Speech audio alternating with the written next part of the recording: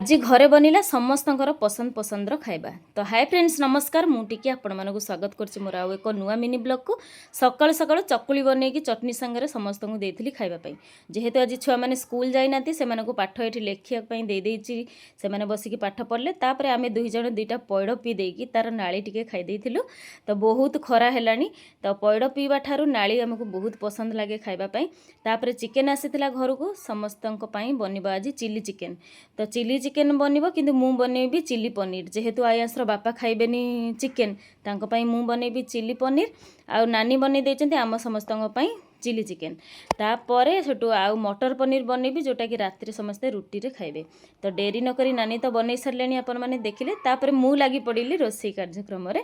तो सब रेडी करि देइथिली तापरे पनीर को छाणी सरला परे मु एठी बनै देइछि चिली पनीर तापरे मटर पनीर तापरे दीपर खाइ पीला सरी गला परे आमे पळै जाइथिलु टिके टेलर मेसिन पाखकू।